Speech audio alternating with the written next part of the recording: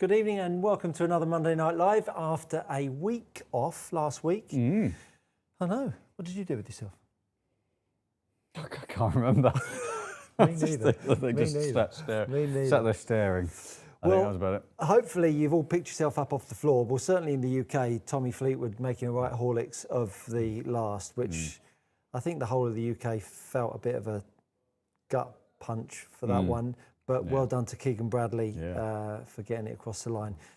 It felt like writing was on the wall when that ball spun up and came up on the front edge. I think it felt like writing was on the wall when he was 3 over through 4 or whatever it was at the start of the round. But yeah, I think great swing off the tee. Actually, good swing into the green, just wrong club. But Keegan's got to be first playing captain of the Ryder Cup for a while, hasn't he? I mean, that's just, he's one of these players, a bit like McIntyre, gets an opportunity, wallop, he's there.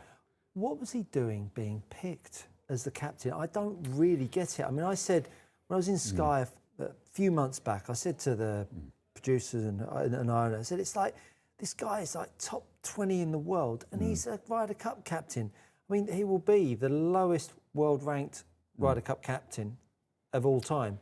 And yet he's been on the fence whether he should play or not. I mean, the guy is on a honeymoon period in his career, Indian summer.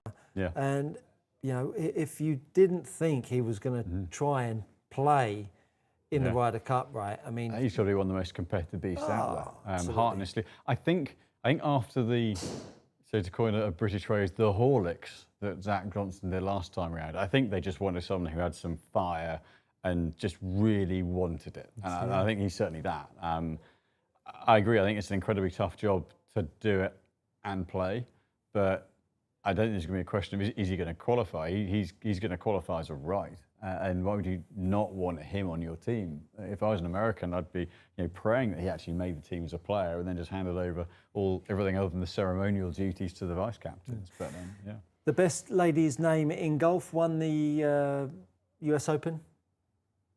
Yes, PGA, Lee. PGA Championship. Yes, Minjee Lee. And it feels like we're 3 majors in, and it's only in June. It doesn't feel right, does it? I know. I was looking at the schedule. You got this week. This week it's Italy over here, and then Detroit in the States, and then it's the John Deere, then it's the Scottish Open, then it's the Open. You're like, how are we already there? And then the playoffs.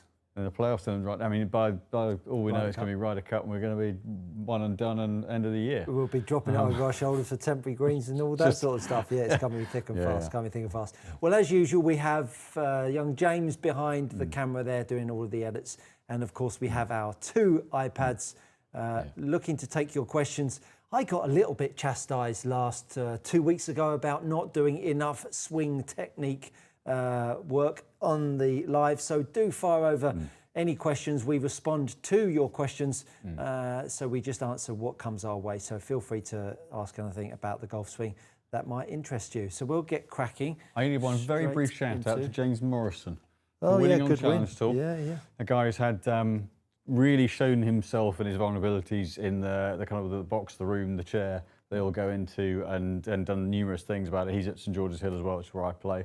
But well done, James, for the challenge to win. Hopefully you can kick on back on main tour. Absolutely. Well, we only have 1 comment in at the moment. No questions. Great to have you back, guys, the Yorkshire Blade. Well, nice to be back. Thank you very much. Well, we better get hitting some shots then, because we have no questions. Well, this is the first time we had to wing it for the first time. I know. So, let's see. Where in terms of season, I think from an equipment point of view, what are we seeing most of? Well, we've got a couple of launches coming up, so I can't actually talk about those ones yet. Shame. I believe there's another question in. Brilliant. Papa B. Good time. Hello, young men. Good evening, Papa B. Can you please hit a ping G440 hybrid on both the standard and flat settings and explain what difference the setting makes? Does it change the shot shape? You boys are the best. Thank you so much. Right, better go and grab that then. Yes, and while he grabs that, thoughts on the Scottish Open? Who's going to do well going into the Open, do we think? Well, Bob McIntyre. Yeah, he's got to be up there. I think Rahm's coming into form. I don't know whether he's playing at Genesis, but I think... I'd fancy he probably is, because I think he has played quite a few DP World Tour events, hasn't he, since or the Live debacle? I think it's interesting. I think the Open's one of those ones where you could get anything. Condition-wise, it's so condition dependent. If you get tough conditions, we said someone like a Justin Rose or a Fleetwood, who's a great ball striker and can control ball flight. That's when they come to their own. And I think with the Open, when you get a lot of crosswinds, and just humour me for a moment here, you get someone that's not on their game, and they've got a bit of a shape that they're battling with, and the first day, all of a sudden, that shot that they weren't battling with, because the wind was in a certain direction, it sort of nullified the bad shot. They don't see what they had been seeing with no wind in the US. And all of a sudden, they feel a bit more confident. And then all of a sudden, they string some good holes together and sort of play their way into form. We've seen it so often with the Open, people that haven't had a great season come in and do super well. So it's one of those tournaments that the ground gives a lot to you if you can keep it sort of on the straight and narrow. So you get shorter hitters that can do well. Brian Harmon's of the world, right? Definitely. Ben Curtis. But people that haven't necessarily got that much form coming in, but wind can play a role. Bit of ground, get the putter out. People that are not so good with a chipper, use the putter again. It's almost like there's a mishmash of things that can work in the favour of the person that's not playing that great. I think it gives you so many different options. I think as you rightly said, I think so much of golf is now played on target. It's numbers. It's just right. It's that swing from that spot to that course. Whereas the Open, suddenly you have options. You're playing a almost different sport. So it kind of frees you up because you're not just seeing the same stuff that you've been doing wrong. You can start to use a bit of it becomes down to feel. I was going to say it's less about technique. You could argue it's almost new ball striking qualities even more important in the wind, but you can go about it your own way. You can either kind of hold a shot against the wind or use the wind or, rather than just, oh no, I haven't got a club for that yardage today. Yeah, 100%. 100%. I think it frees the mind up a bit. Be interested to see. So what we've got here, a little hybrid. So I'm going to go with the 20 degree. Got G440. I've put in a Fuji Pro Blue. Going to start in standard setting. I'm going to put it on a different target to that though, because that is not an appropriate yardage. It's not going to do so well. What target I want to go for? Oh no, that wasn't the. Papa B's thrown in a cheeky second question, which is great to see. The more the merrier. Keep firing those questions at us. Luke Carter, good to have you guys back. It would be great to get your opinion on how much swing technique, which produces a high dynamic loft with driver, can be remedied in a fitting. Oh, interesting, yeah. So I'm going to start standard setting here, and the ping hosel is different in that most of the hosel settings out there go standard and upright, and that's what ping used to do, but now they go standard and flatter. Particularly with sort of fairways and hybrids, I think the flatter setting is important because it gets the head sitting down nicely. If it sits upright, you've got actually very little of the club head that you can get the ball with. If it sits flatter, you've got it soles out better, and therefore you actually aren't just putting the heel onto the ball, so you get a much better contact. So I'll just put a kind of a standard swing, hopefully go off relatively online. I've never been a hybrid player personally, so that wasn't a particularly good swing. So let's give it one more. Yeah, it's funny hybrids. I've never been a hybrid player. I've always been a long arm player or a fairway player, and they've just never been something that I've ever got particularly great results out of. I'm the same. That's a solid hit. I can't warm to my hybrid overly, to be honest. I was going to say it might do a job from a flight point of view, but whether that's just when we learnt to play, it just wasn't an option. You had to hit the long iron or you had to hit the fairway. But so with that one, kind of neutral shot shape, kind of mid spin, mid launch, kind of neutral around shot. So what does using the flatter setting do? Well, what it does is, because the shaft goes into the adapter at an angle, it sits the shaft differently in the head. So literally sit it at 180 degrees. We'll turn, if I can loosen it off enough, turn it around. Very, very small effect on length and swing weight. Slight increase in swing weight and a very, very slight increase in length, but you're talking minimal differences. Not something to worry about, let's put it that way. And so, flatter setting here, so it sits toe down, doesn't affect the loft, but just takes that toe and puts it down a little bit more, which in principle means that because of the loft, it gears it a little bit more to the right. Now, we are talking a very small amount. So, what would I expect to see? Well, in theory, should just be a little bit more right. Now, if I'm able to put the same swing on,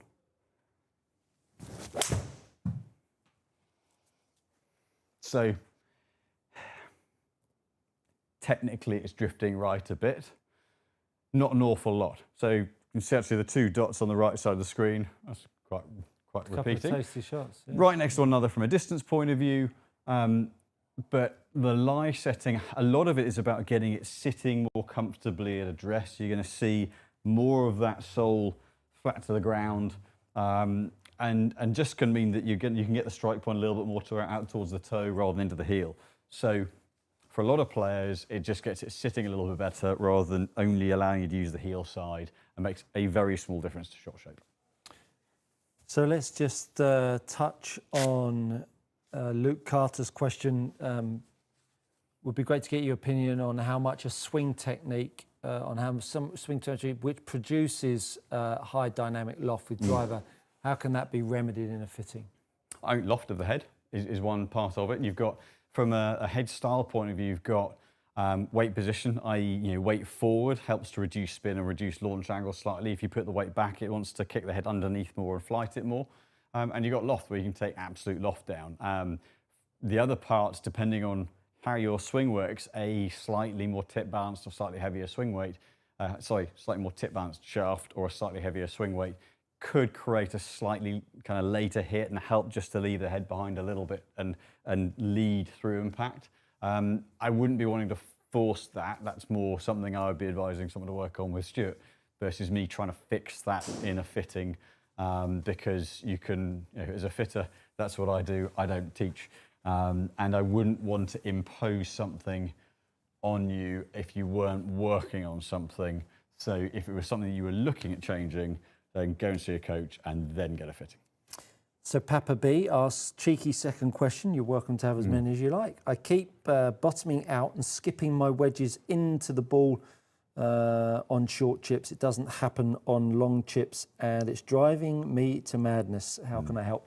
Yeah, short chips, I think any time that when you're chipping, you've now got to manage a change of direction that comes at you really quite quickly. The point that you take a golf club away, the longer you make your backswing, the handle has a far less distance to travel. And of course, then when you start to get up to the top of your backswing, you've got full length of motion. You're used to swinging to that full point. And that change of direction is kind of dictated by your tempo, a lot of how much you set the club and the type of club you're using, all of those ingredients.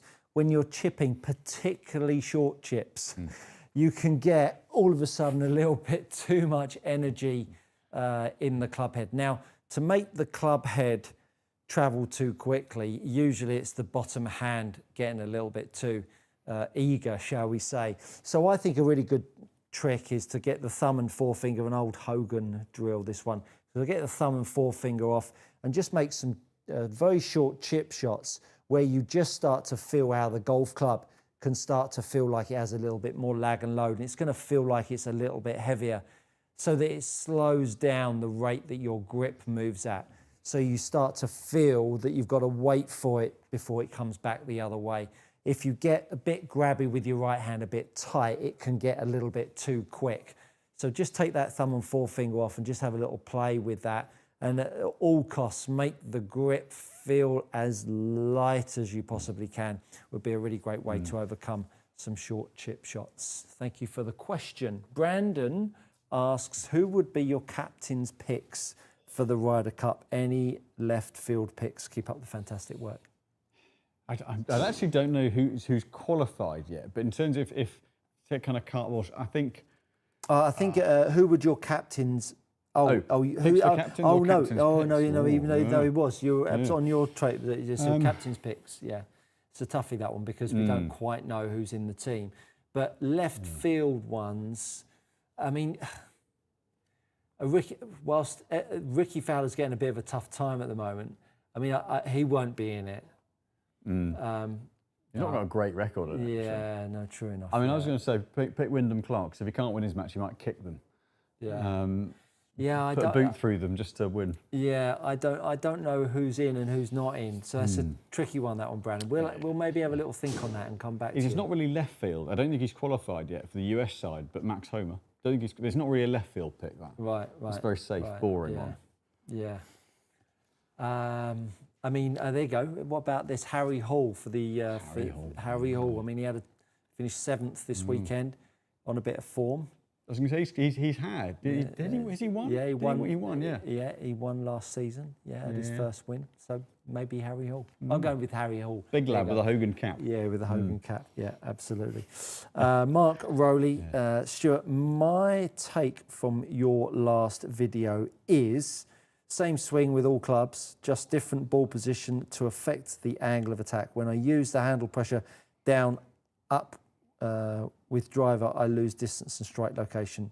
Ask me that question on the channel because that would make more sense to everyone. But the angle of attack is dictated by the swing moment of the golf club between an iron shot and a driver. And, I spoke about, when we're meeting the golf ball with driver, of course, where the ball is with driver compared to where it is with an iron, these are two different points. The more the ball is forwards in the stance, the more the club head has a chance to swing. The earlier you meet the ball in the stance, the less chance the club head has to swing. And so therefore the angles of attack are different. My point in my video, if you haven't seen it, is that when we've all thought about hitting up on the golf ball from inside out, that creates an upstrike for a lot of golfers. And so making this club head still look like you're taking it away in the same manner as you would do with an iron is a confusing one, because when you take the club away for an iron, the club head being over here makes you feel like you're going to strike down on it. But if your thought with a driver is that I want to hit up on it, you're more inclined to swing in and up. So you can dictate the angle of attack from the same spot in both driver and iron with a good takeaway just by changing the swing moment of the club and the ball position down at strike. So the takeaway is the same, but how you feel angle of attack is very different. But my point in that video was that so many people have thought about angle of attack being up with the driver, which causes people to swing too much from the inside too soon, which then gets drop kicks, and then people are teeing the ball up so high. And it's just all a load of nastiness, really. So hopefully, Mark, that gives you some clarity on where I was going with that. If I'm going to try and sound intelligent talking about the golf swing, I'm going to say swing moment. Yes. And then hopefully we won't get asked to explain what it means. So Noel, 1988. Evening, gents. Evening, Noel. Just wonder, has anyone ever done an iron fit where they went combo set Srixon ZX4, ZX5, ZX7, or would there be any point in a combo set that way? It has been done before, and just where you're trying to progress that little bit of forgiveness through the set. For me, it's verging on a bit of overkill. I think with where something like a ZX5 is, if you're going to a ZX7 in the short iron, do you really need to go to that extent in the long iron? Potentially, it might go ZX7 short iron, ZXi7, ZXi5 in the mid irons, and then maybe into the ZXiU, the driving iron, in a 3 or 4 iron at the very top end, just to try and get more ball speed and a bit more distance. But as long as you're getting the right balance of launch and spin and flight and distance progression, that's the reason why you'll do it. But 3-way split is probably, it's verging on overkill. It does work for some people. It can overcomplicate the set sometimes. Very good. Luke Carter, going on from his previous question about the dynamic loft on his driver. It would be great to book a driver fitting, but the website at the moment is only showing half the fitters with any times available and no option to book you. My diary isn't on that one, but if you email in and want to see me, then just email directly and I can give you times. Very good. Simon Langford. Evening, guys. It's Simon from Swansea. Well, nice to hear from you from Swansea. What were your thoughts regarding the Oakmont course? Is it slightly tricked up? And secondly, why aren't Scheffler and McIlroy still not using the QI3? I think part of it with the QI35 and not using it is, for those guys, maybe spreading the weight as far as it has done doesn't necessarily work. And even the QI10, there was a QI10 model that they made just for tour players that we can't access for retail, which has a slightly moderated mass a little further forward than the standard core model. So they've got their own specific version. They got really comfortable with it.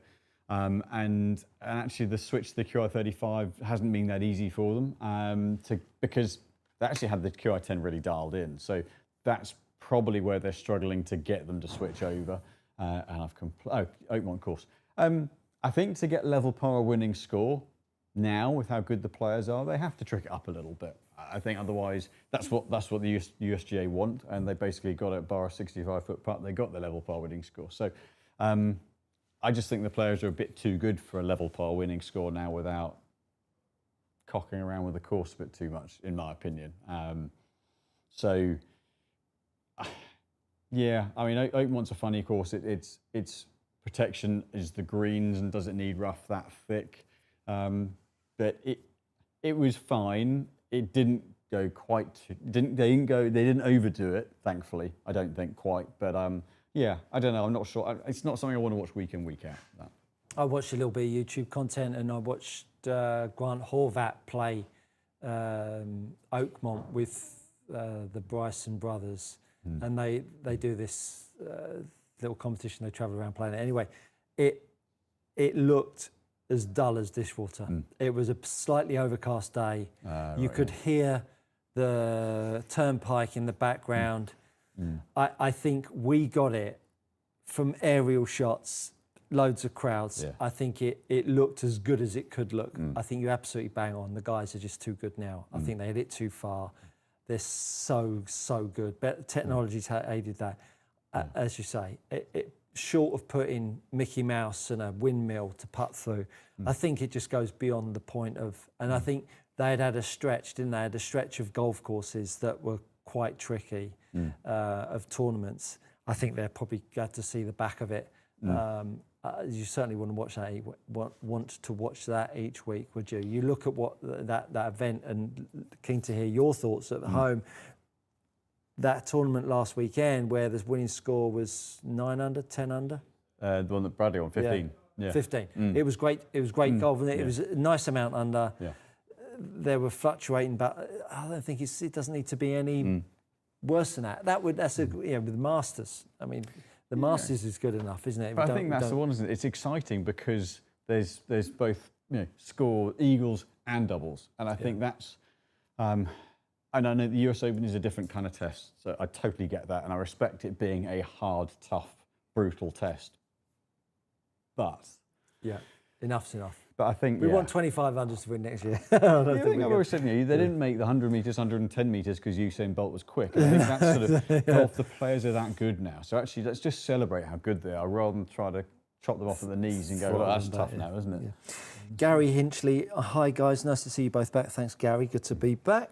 Chipping pitching advice, please. Okay, so ground so hard I'm struggling to use the bounce of the club, or rather wish I have any bounce. I wish I didn't have any bounce. Any tips, please? Well, I spent quite a bit of time down in Australia, and when you spend enough time down there in the sandbelt golf courses, they don't have a lot of sand in, and so we shaved the back of the bounce off.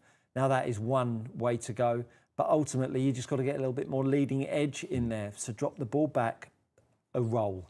Roll the ball back one roll, and you'll start to pinch it a little bit more. Grip the club a little bit lighter. That'll lag and load the golf club a little bit more and change of direction, which will give you a bit more pinch. But just the ball back should be enough. And of course, then just add a bit more loft. So if you're used to chipping with your 50-degreer, then start to chip with your 56-degree. So you're taking the loft off by rolling the ball back, which means you're going to hit down and pinch it. So then put it back on with the golf club that you use, and then you get a balancing act of the two. Hopefully that gives you a little bit of a hand there. Scott Huang, could you please hit the Miura KM700 in memory of Mr. Miura and compare that with the Miura TC 202, please. Love the show and love Precision Certainly. Golf. Scott, lovely guy. Is he? We spent Not several years mentioned over me, here though. from. As I said, he from loves me, Taiwan. but he loves you and Precision Golf. He doesn't love me, though, does he? You're Scott. part of the team. He loves all of us. I know. Just joking, Scott. While Simon nips off and does that, I am going to answer a couple from my channel. KDYW, I have ankle issues, so I have limited rotation due to pain. Can I modify swing teachings to work for me? Absolutely, yeah. As long as you are getting your arms and torso to harmonise and sequence together. If you've got restricted pelvis, then you can just shorten up your upper body and it all just syncs up. So if you've only got 25 degrees of hip turn, whatever that would be normally for you because of your ankles, then just reduce everything down. So make your back swing with your chest about 70 degrees and do everything the same as usual. It's no problem. Do you say TC 202 or 201? 202. Yeah. So KM 700, which is this one, and then the TC 202, which is this one. This is the latest couple of heads from Mura, and as Scott alluded to, Mura-san sadly passed a few weeks back, and made a huge difference to all of us in club fitting and building. From a head point of view, some of the most vaunted heads ever. Just stunningly pretty. This one, the toe's being ground off. That's in principle to help the toe come through the turf a bit quicker, to square up a little bit more easily. And the mass sits a little deeper in the head than a traditional blade. And then the TC 202 has the little muscle bar in the middle. It's basically kind of accumulation of a bit of mass down the bottom, slight kind of perimeter weighting, but the muscle bar up the middle for a bit of solidity to progress. That bar progresses up and down the back as you go up and down the set. For higher CG in the shorter irons, lower in the long irons. So there we go. Beautiful. Let me just grab the iPad so I can ask a couple of questions as we go. So the KM700 is a little more squared off on the toe, purported to be a forgiving blade. I've not met a forgiving blade yet, but no. They don't usually put a bigger sweet spot on them, do they? So fairly solid feeling head. There's not a lot of tech, it's more mass positioning, so you're not going to see it's not going to be fast ball speed, should be pretty neutral from a spin, 5,000 spin, 179 carry for me on that one. You just better hit it out the middle if you're going to hit this one. So we've got Paul Clanner. Hey gents, gapping question. With the maximum gapping irons and wedges, I have 54. Should I go 58 or 60? Good question. If you're trying to, if you're like me and not brilliant at the shorter shots and want to allow yourself to be a little bit more aggressive closer to the green, then go the 60. If you're someone who, from a fitting point of view, what I've seen, if someone plays a little bit across it and works the club underneath more, then you're probably quite good at taking distance off and playing the cut-up shots. And then sometimes playing the lower loft, the 58, means it's naturally a bit stronger and you're better at reining it back. But it is a bit of a personal thing. But if you're trying to optimize, get out of gel close to the green, go the extra loft would be the fitting answer to that. All I'm getting out of this live this evening, apart from the exceptional camera work and information, all that kind of thing, you hitting beautiful shots. I mean, it's been a great day. I need to start running more and eating less. You're not exactly big. Looking on the here. camera adds pounds, darling. No, it does. So if you need to, then I know, what I need to get a baggier shirt, man. Either that or stripes down the side. Deary me. So TC202, not dissimilar from a shape point of view, but slightly bigger head, but will give a little more margin of error off centre. So it just helps get the mass down to the bottom of the ball, pick it up nice. slightly. Yeah, it's still got that sort of solid sound you get out of the Mura heads. They're not the tone of click, isn't it? Yeah, they are. They're slightly. I don't think they're the softest heads, but they're the most solid feeling. The way I would describe it, the mass stays with the shot that little bit more, and that's what I think the Mura heads have more than anything else. Yeah, that's nice. That's really nice. So that couple of hundred revs more spin. A little bit more carry, a little bit more ball. Did get a bit more ball speed than the shot with the KM700 for me. So yeah, a little bit more beveling on the leading edge as well. But And you can never go too far wrong with a bit more beveling, can you? no, absolutely Love not. a bit of beveling. Absolutely not. Yeah. Yeah, but there's no tech in it. It's not got a fast face or anything. It's just mass positioning. But some good beveling. Some good beveling. It's not a term you hear often. The left rough. Would KBS Tour Light v Modus 105 actually show a difference in ball flight due to balance point, or is it just a different feel?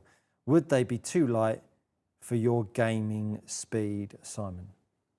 For my gaming speed, yes. I play more. I play the CT 115 Opens at about 112, 111, 112 grams. They would. From a design point of view, they would give a slightly different flight. The KBS Tour Lights use a responsive tip design, whereas the Modus 105s are stiffer in the tip. So it should be a slightly lower spin, slightly lower flight out of the Modus 105s, purely on bend profile to the KBS Tour Lights. But they're quite different from a balance point of view. So from a player's standpoint, one shaft will very definitely time and strike more consistently, and that will have more of an impact on your trajectory than the bend profile itself. We are always looking for new ideas for these Monday Night Lives, and we are keen to keep growing them. We'd love to hear some ideas from you. Drop it down in the comments how we could improve our Monday nights. What would you like to see, or anything different? Tour of the workshop. Well, that might actually be a little bit more tricky than I've just thrown that out there. But anyway, what ideas would you like to see in the bay? Let's go with that first, and then we'll work on the workshop later. Already, I can see James going all worried. His left eye just started to twitch. He needs a longer cable, don't we all? Anyway, let's go on from there. TP Hartley, 999, JR Hartley. Evening, guys. Is there much difference between the Mizuno JPX 923 and 925 forged in terms of maintaining spin? Thank you. Yeah, the 925 forged is certainly a little bit more stable. The weight's been removed a bit more from the centre of the face, definitely a little better off centre. I actually think they feel a bit softer as well. But I wouldn't say they retain more spin, maybe even a couple of hundred revs less spin. Spin consistency has been good. I haven't noticed fluctuations to spin at the 923s either, but I would say potentially slightly softer feel and a little bit more stable. That I would say, yeah. Jonathan Youngs, Play Modus 3 Tour 105X in my irons. Any recommendations on a graphite shaft for a driving iron that would feel similar? Okay, so good question. So it's around 110 grams, balance in the bottom end. Acra do a driving iron shaft. And actually there's a lot of the driving iron shafts that are up around the 95 gram mark, the all graphite ones are going to feel pretty hard in comparison. So the 105 is still going to give you, even in the X, a little bit of feedback to it. Yeah, interesting one to keep a little bit of feel without. Give me 2 moments. I'll have a ponder as you answer the next question because it's interesting. I think this is a first. Yeah. He's going to have to, not pass the question, but he's having a little time out. Love that. You can ask more questions, Jonathan. You can Possibly ask more questions. TPT No, TPT you're having time out. We got Nelly and Bert on. Love that. Great show Sounds as like always. Sesame Street. Sounds like you've got your own show, Nelly and Bert. Love to see Mizuno 243, S3 and JPX 925 forged, hit by Simon to compare the differences. Thank you. Grab them. He's off to go and grab them. I am going to answer a question from Yosh. I'm not going to try and pronounce your surname. Hello, Good Golf gang. May I ask, does the left hip position at impact and setup need to be the same? Most pros, the left hip is more laterally forward at impact. Your left hip at setup will never be in the same spot as it will be at impact. You're always going to have some lateral shift. My belief is that you need to oppose that with your left leg because you're taking a golf club, sorry to turn my back to you, from the right side of you to the left side of you. You are pulling it towards the golf ball and towards the target. Whether you think you're pulling it or not, it doesn't move itself, so you are pulling it to some degree. And because of that, you are always going to get some lateral shift. I just don't think it's something that needs encouraging by driving off your right side. I think it needs to have an opposition. If you're pulling it, that left leg needs to oppose it so that you can stay fairly central and spin you around the golf ball. If you're pushing with your right foot and you're pulling the leg, pulling the golf club rather, you're going to be too lateral. So hopefully that gave you some insight. We're doing lots of swing technique stuff here. Driving iron, we have seen the TPT high red hybrid, but the low work well. So the 16 is 92 grams, 15 is 97 grams, one of those. Not cheap, but that can work really well on a driving iron. That'll give you a similar balance point to the Modus's, but that little bit lighter. Love that, love that. Good answer. The left rough. For someone who likes Ping I230, is there any other head similars but with a thinner sole?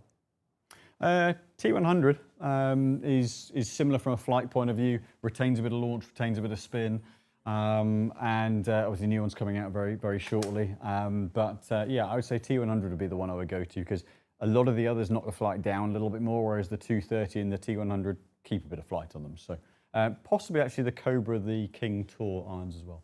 Very good. Hopefully that helped. You just got like a little Rolodex in your head of all of these shafts and heads, haven't you? A little Rolodex. Yeah, a Rolodex, quite like that. Phrase. Yeah. It's not. Do you remember the Rolodex? Yeah. So I'm going to start with the S3. So S3 is just a one-piece forge. I mean, it's kind of a bit like the old JPX Tour iron, except it's marginally prettier. But it's almost a blade. Really classic thin top line. Neat head shape. Nice, classic, soft, forged feel. This one retains a little bit of launch, definitely keeps a bit of launch and spin, particularly spin on there.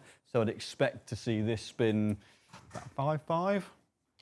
5.5, that's a good guess, wasn't it? 5.538, there we go. Not bad.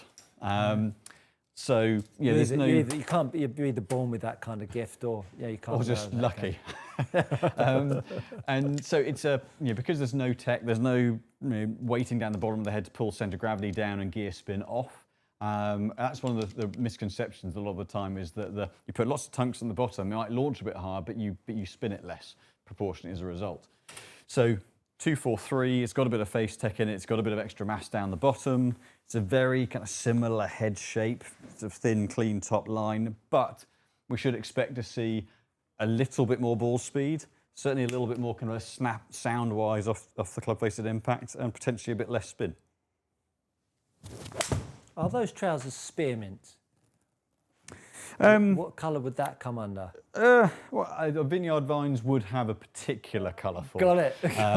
But it's a nice mint. It's a lovely mint. It's a lovely has sort of connotations over here that I wouldn't really want. But if you know, you know. But sort of linked to an animal and a club, but allegedly. So actually, that one retained a bit of spin, but ball speed up. Carry distance up 5 yards or so. Barney looks absolutely shocked. As soon as you said animal, his head came round the corner there. But definitely a little bit more ball speed, a little more forgiveness.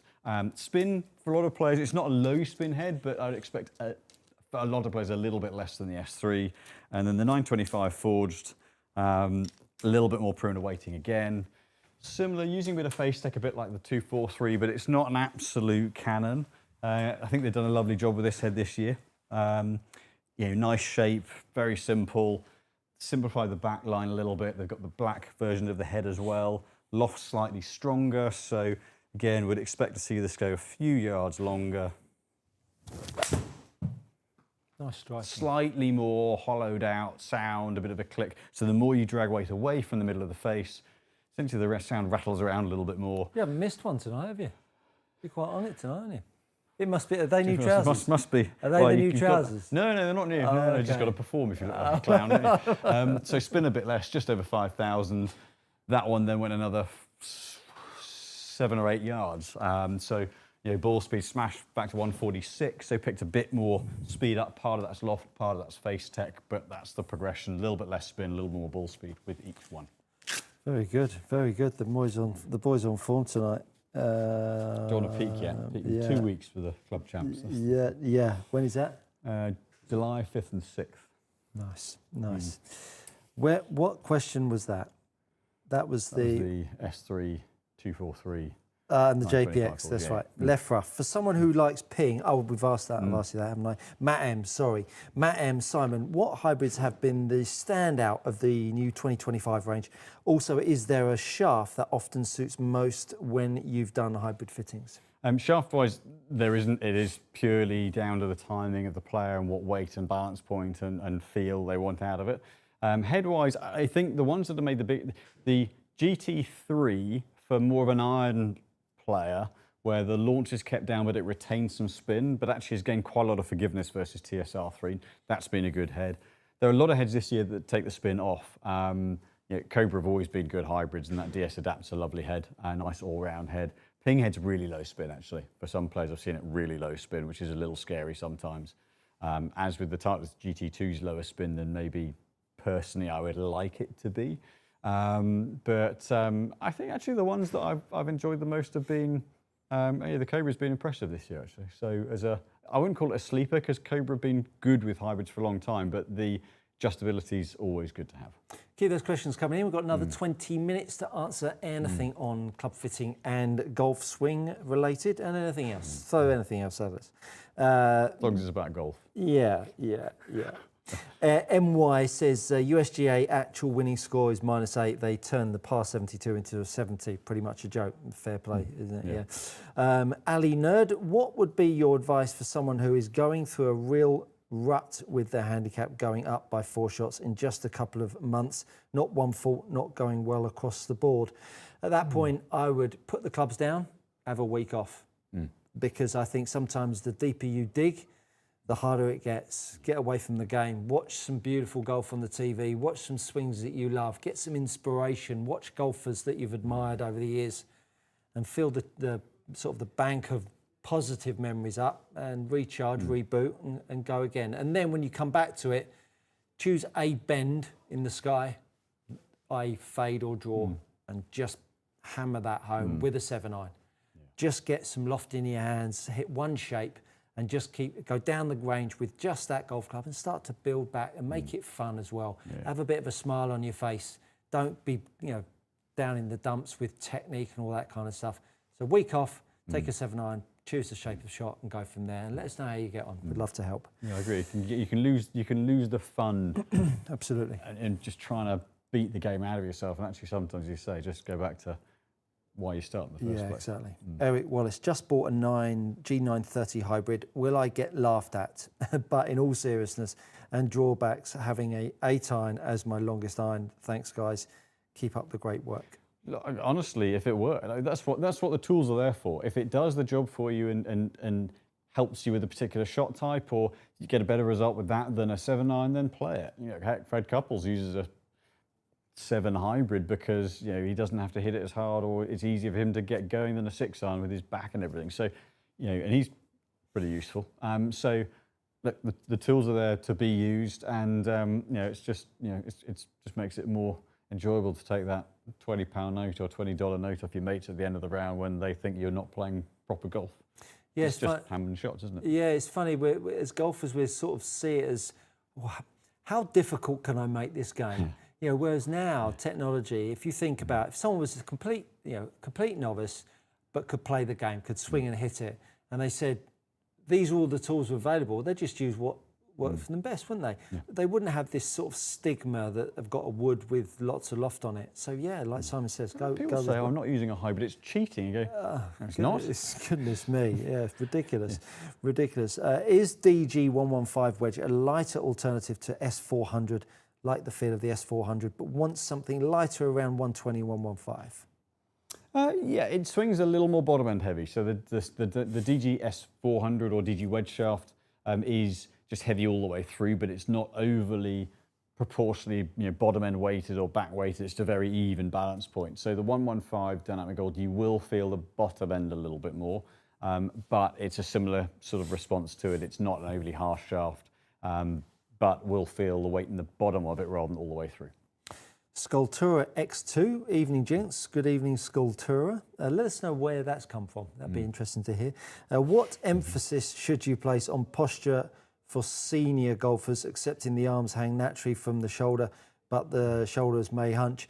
I think you've got to ascertain what someone's mobility is first. If you're working with a senior golfer, that's absolutely top of the pile, and go from there.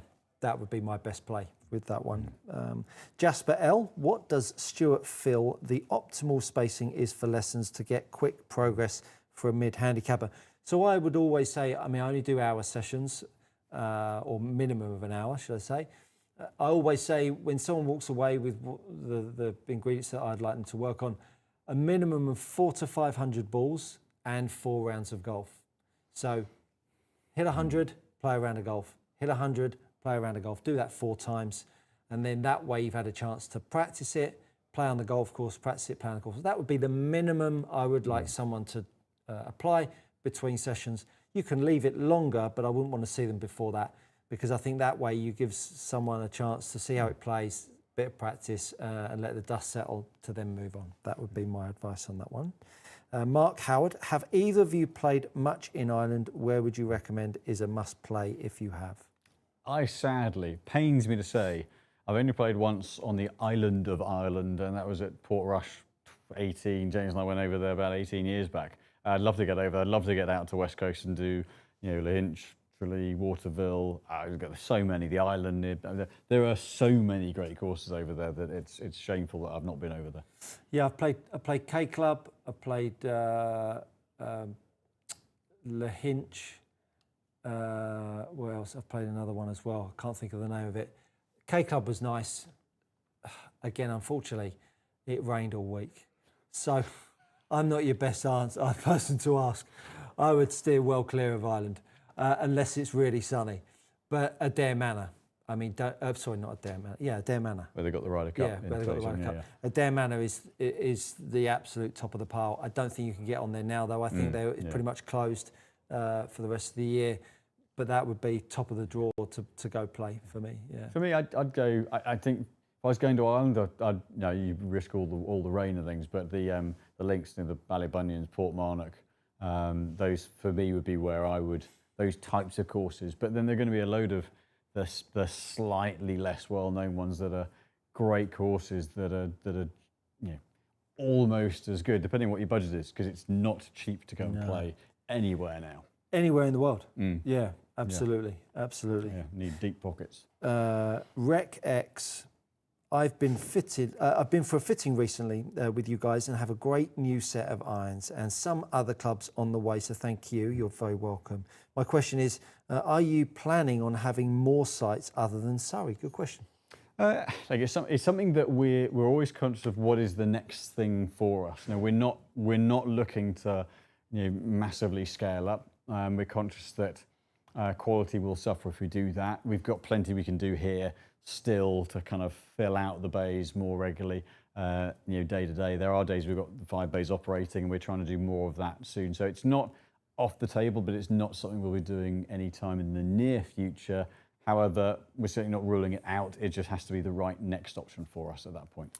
Noel, 1988, a second question, if I may. You absolutely can. Are the hollow body irons getting better with spin and consistency? Do you think the manufacturers can stop hot ones that come every so often?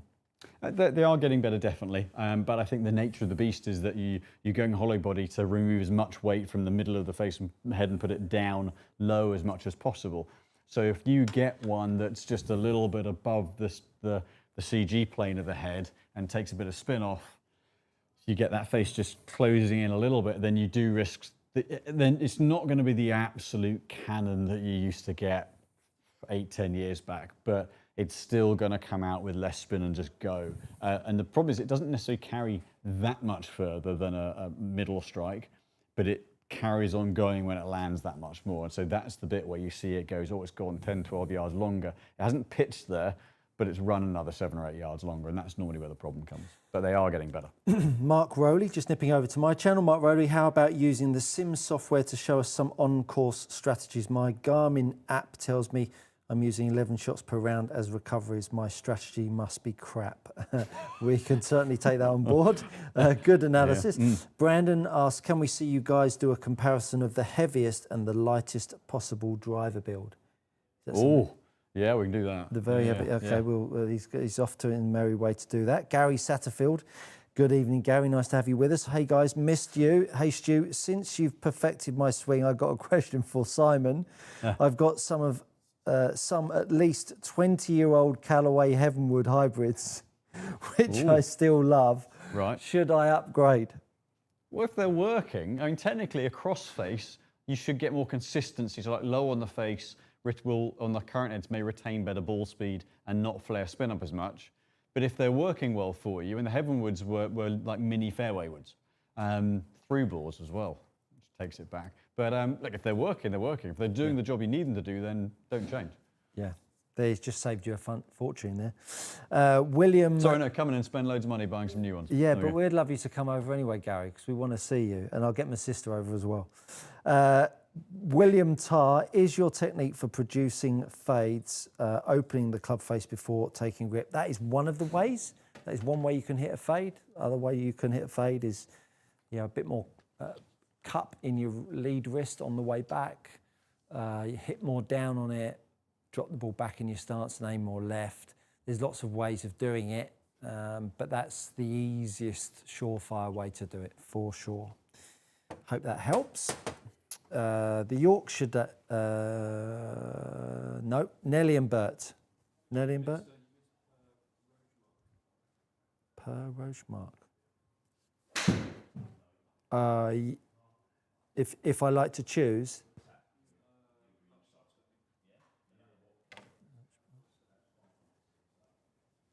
I can't see that one, James. Nearly there. I can't see that question, James. Okay, cool. Okay. So we've done second question with the irons, Nelly and Bert. Nelly and Bert, appreciate you going through the Mizuno's. Thanks. Good luck in the club champs, Simon. Thank you very much. Yorkshire Blade, our captain's day is a 4-man scramble, 4 drives each. How would you choose playing order?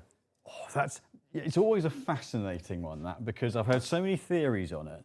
And some of the theories have been use the highest handicappers shots where you can early, but then you pile the pressure on someone right on the end, which is never going to happen anyway. I've never known a strategy actually work out properly other than sheer fluke that someone happens to have hit a good one at the right point. I think if someone's playing like a dog, out of the 4 of you, use theirs when you can. I think you've got to protect the person that's playing the worst. Yeah, hopefully they get one in play on a par 5 or something. Exactly. Protect that man. Yeah, protect that man, and the other 3 just balance them out. I think it's the same way as, oh, do you want me to go for it first? Because I've got a free putt. It's like, oh man, you're going to whack it too hard. You're not going to use your normal light. It's like, no, just putt it normally. I think all of those strategies, because of the game the way it is, it's so blinking hard, this game. Well, it's not really, but it is in theory, right? I think we get too caught up in too many of those strategies. I think the best ways, just go with the flow. And if you're all on a good form anyway, I think you're going to do well in the tournament. That's the way I would look at it. But look after the person that's playing the worst would be my strategy. I think if you get the opportunity where a couple of good options on one of the holes, then maybe the person who maybe is less likely to hit more good shots, get that one out of the way. Yeah, for sure. Yeah. Pair Road Mark, if I like to choose Oban CT115, is it better to soft step 1 in S flex, or will regular in 1 hard step be the same weight and give me the same feel experience? Hopefully no, there'll be 1 step different. So it goes regular R, R plus, S minus, S, S plus. So, but it is a very small change. Ultimately, the only way of knowing is swinging each one and going, right, which one feels the most balanced and feels most in control. But if you're 1 step off, it's not the end of the world. It's not going to be, you can't use them versus getting the right step being unbelievable. So it's a very, very small difference. So if you're 1 off, you'll still be fine. Golf Nerd, following up to my previous question about the S400, what would you suggest are some lighter, even balanced shafts? So I mean, you can go with something like the Nippon, if you can get hold of Nippon, the either 1150GH or 1050GH. They're very evenly weighted, or possibly something like a KBS High Rev 115.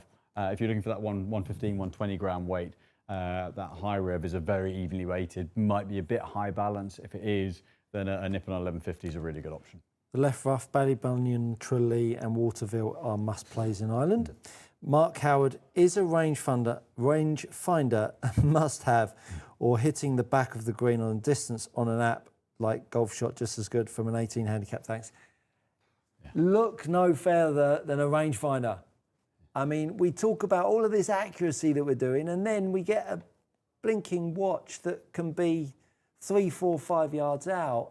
Well, yeah, I know it's only 3 or 5 yards out, but you project that over a round of golf, I think you're just missing a beat for the sake of a rangefinder. You know, I got one off of Amazon that's 80 quid.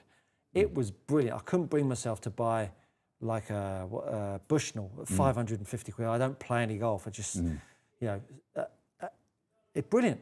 Brilliant for me. The only thing for some players that I can see where, like the watch, if it gives you just middle of the green yardage and just go middle of the green, sure. You know, that's where for a higher handicap, I think simplifying and not going for a sodding pin that's tucked in the corner. Yeah, sure, okay. Absolutely. I think that's where they do have a good, where you get front, middle, back, and that's all you need, but middle's really the yardage you need. And then as you get a bit more advanced, then 100%, then the rangefinder absolutely trumps it. I just think that once you, and I think that's a really valid point. You know, you have 150 away, it's going to be useful to just know the But I think when you then come to 60, 70, 80 yards, that all of a sudden 5 yards, 6, 8 yards here and there could mean enough. So and then also when you travel away and abroad, I mean, not now. It used to be you go away and you couldn't get thinking yardage chart anyway, could you? You go to Europe. Meters it's nightmare. So I think a rangefinder trumps it, and just use a free app on your phone for 80 quid of a rangefinder. It's worth doing. Right, lightest v heaviest. Good luck with this. So, yeah, pretty glad you're not doing this one. Yeah. So I got a GT1 with a light back weight, and I got a the Graphite Design Anti-Gravity 33. So we've got like a 37 gram shaft. So total weight of the club, very, very light. Yeah, this is very light for me. And then I've got a, the QI35 LS. I've put an extra heavy weight in it. Taken a 3 out and put an extra 13 in, and I got the, there are heavier shafts out there, but in terms of one that's readily to hand, the Acura, the TZ690, which quite frankly is going to be brutal. But so in terms of, I think it was the question was what difference would it make? No, what's the, Brandon just said, can you hit them, explain what you're feeling? Right, so this, I mean, it can almost picks itself up, it's that light. But, you know, it's something that you don't have to use any effort at all to swing. If I try and swing it, we got 3 minutes. Vertical ones normally, I just can't feel it. Somehow it's gone straight, but actually that's more luck than judgment. There's just nothing to hit against, but it's sort of worked. But you're not going to injure yourself swinging that one, which is definitely a possibility with this.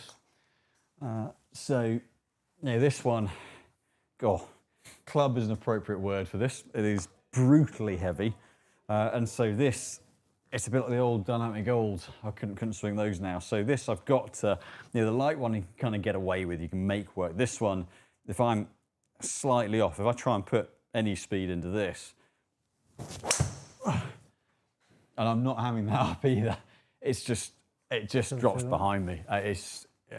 It's such hard work, and of course that's then gone 4 right. So for pretty much any golfer out there. 90 grams. Light, you can make work and manage.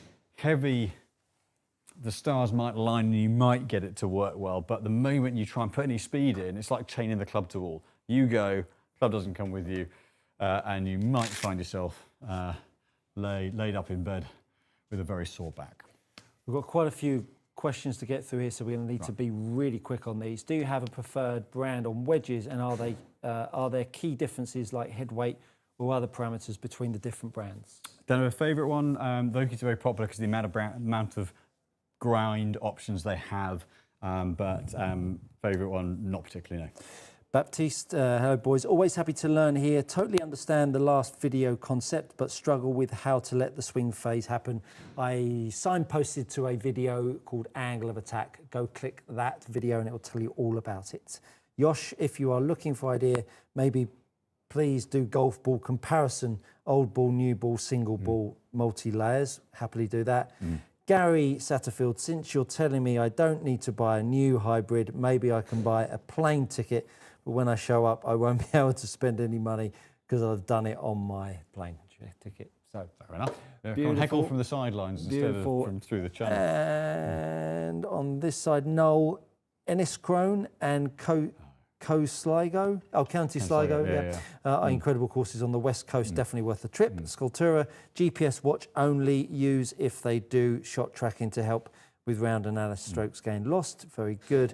Chase King, what's a good drill to keep arms and chest connected in a takeaway? I'm either a little inside or outside and disconnected and arms get too deep. Love the channel, cheers. A good drill is get yourself a TheraBand, wrap it around your neck, and I will use this as my simulated TheraBand to wrap it around your neck. Grip a golf club. Oops. So TheraBand through the top of your grip, then take the grip. Oh, actually quite a good feel this actually. And then go back and through, keeping the pressure on the TheraBand. And what you'll start to feel, just halfway and halfway, you'll start to feel how your body and arms start to tie up. But that's a great little drill. I did that on in a video on my channel. So head over to Good Golf Coaching and you'll be able to find it there. Well, that just about wraps it up, and we've done well. 7:01, we're only 1 minute over. Super night as usual. We really appreciate all of your participation. Do let us know. You've thrown a few suggestions for us on these Monday Night Lives. We'd love to keep growing them and give you a little bit more of what you want. But hopefully all of these questions that you have an opportunity to ask Simon and myself, all of the expertise that comes your way every week. So maybe tell a friend and bring them along too. Great to have Simon. Thanks, James, for everything on the edit. Barney for falling asleep, and you guys for tuning in as usual. Thanks so much. Have a great week, and we'll see you next Monday.